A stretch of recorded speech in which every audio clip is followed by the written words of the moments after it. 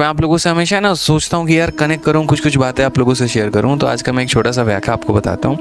एक बच्चा हमारे ऑफलाइन में आया और वो डेली डाउट पूछता है, ठीक है। लेकिन पिछले कुछ समय से उसके लक्षण मुझे सही नहीं लग रहे थे। लक्षण इसी वजह से सही नहीं लग रहे थे क्योंकि इंसान जब थोड़ी सी तैयारी करना शुरू नहीं करता है ना, उसके अंदर एटीट्यूड आ जाता है, ईगो आ जाता है, घमंड आ जाता है, ठीक है। और एटीट्यूड, ईगो और घमंड आ जाता है ना, फिर वहाँ पर इंसान का पतन होना शुरू हो जाता है मेरे भाई। उस बच्चे के अंदर 4 सवाल करने के बाद इस लेवल का कॉन्फिडेंस आ जाता है कि बाकी बच्चों को यूँ समझना शुरू करेगा, अरे तुम कुछ नहीं हो हमारे आगे, हम ही स्टार आदमी हैं, ठीक है। तो यहाँ पर एक छोटी सी बात बोलना चाहूँगा मेरे भाई, चाहे वो सिर्फ उस बच्चे का एग्जाम्पल लेके मैं आपको ये बात कह रहा हूँ क्योंकि वो आप रिलेट कर पाओगे उस बात को लेकर। ऐसे तो कई सारे लोग अभी घमंड में चकना मतलब ऊपर ही चढ़े जा रहे हैं, ईगो एटीट्यूड भर भर के सर चढ़ के बोल रहा है। तो एक छोटी सी बात ध्यान रखना कि घमंड तो मेरे भाई महाभारत में अर्जुन का नहीं चला तो बाकियों का क्या चलेगा।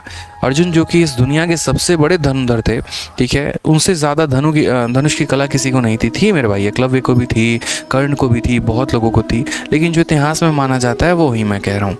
उनका घमंड टूट गया। याद है एक बार महाभारत की एक छोटी सी व्याख्या मैं आप लोगों से शेयर करता हूँ। जब युद्ध हो रहा था ना अर्जुन और कर्ण के बीच में मेरे भाई, तो एक तीर आपका अर्जुन चलाते थे कर्ण के रथ के ऊपर और एक तीर जो है वो कर्ण चलाते थे आपको अर्जुन के रथ के ऊपर, ठीक है। जब अर्जुन तीर चलाते थे ना तो कर्ण का जो रथ है वो थोड़ा दूर जाता था, और जब कर्ण भी आपका जो है तीर मारते थे अर्जुन के रथ के ऊपर तो वो भी काफ़ी पीछे घसक के जाता था, ठीक है। लेकिन वहाँ पर जो हमारे वासुदेव थे, जिनको मैं सबसे बड़ा अपना मेंटोर मानता हूँ, लोग पूछते हैं कि सर आपके लिए सबसे बड़ा मोटिवेशनल स्पीकर कौन है, गुरु कौन है, तो मेरे लिए तो वासुदेव है, ठीक है, श्री कृष्ण है मेरे भाई यहाँ पे। तो वहाँ पर कृष्ण जो है वो हर बार तारीफ़ कर रहे हैं, और किसकी तारीफ़ कर रहे हैं, तो कर्ण की तारीफ़ कर रहे हैं। तो फिर वहाँ पर अर्जुन नाराज़ हो जाते हैं, बोलते वासुदेव क्या कर रहे हैं आप, ये आप हमको डिमोटिवेट किए जा रहे हैं, ठीक है।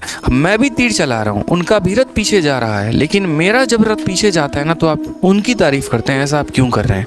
वहाँ पर एक बहुत प्यारा सा जो है जवाब दिया वासुदेव। उन्होंने कहा कि यार देखो अर्जुन, एक बात ऐसी है यहाँ पे कि आपका जो रथ है ना वो एक साधारण रथ नहीं है, उस रथ पर मैं स्वयं विराजमान हूँ, ठीक है। इस पूरे सृष्टि का रचयिता यहाँ पर जो है वो विराजमान है।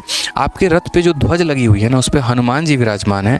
आपके पहियों को जो है ना वो शेषनाग ने घेर रखा है, ठीक है, उस पर शेषनाग ने अपनी पकड़ बना रखी है। फिर भी सोचो कि वो इंसान आपके रथ को इतना पीछे ढकेल दे रहा है और उसका जो रथ है ना वो बहुत मामूली रथ है, और आप उसको पीछे ढकेल कर अपनी वाहवाही लूटना चाह रहे हो। वहाँ पर उसी समय उसी क्षण यहाँ पे अर्जुन का घमंड टूटता है, उसको समझ में आता है कि वो गलती कर क्या रहे थे, और तब उसके बाद जो है अपने मन से, अपने तन से और ऊपर काम कर रहे होते हैं, और उसके बाद तब जो है वो युद्ध की और प्रयास करते हैं।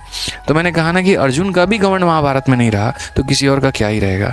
तो कभी भी है ना, जब कुछ चीज़ें आपके अंदर नॉलेज आए, थोड़ा सा अगर नॉलेज आए, तो वहाँ उछलना मत शुरू करिए, कूदना मत शुरू करिए, अपने आप को दिखाना मत शुरू करिए। यूँ समझ लीजिए कि अभी सीखने की बहुत ज़्यादा उम्र है, बहुत कुछ सीखना बाकी है, अभी तो आप कुछ भी नहीं है। ये एसएससी एक बहुत छोटी सी एग्ज़ाम है, अभी तो कई सारे एग्ज़ाम्स हैं यार, यूपीएससी हैं और भी बड़े बड़े एग्ज़ाम्स हैं यहाँ पे। तो आपने सब कुछ प्राप्त अभी नहीं किया, अभी बहुत कुछ प्राप्त करना बाकी है, ठीक है। अगर कोई एक एमएलए बनता है तो चाहत होती है एमपी बनने की, एमपी बनता है तो चाहत होती है सीएम बनने की, सीएम बनता है तो चाहत होती है पीएम बनने की, ठीक है। तो इसलिए चाहत और ये पद जो है वो कभी कम नहीं है, और पीएम बनने के बाद भी वो पोजीशन चंद समय तक रहता है, वो सत्ता का नशा कुछ समय तक रहता है। तो इसलिए कभी भी घमंड अपने अंदर मत लेकर आओ, वो इंसान को ख़त्म कर देगा, बर्बाद कर देगा। समझो इस बात को यहाँ पे। तो घमंड नहीं रखना है, अपने आप को एकदम बहुत काम रखना है, जीवन में बहुत कंपोज रखना है, और उसके साथ जीवन में आगे बढ़ते चले जाना है। फिर तो देखो सारी चीज़ें यूं प्राप्त होती चली जाएंगी, ठीक है।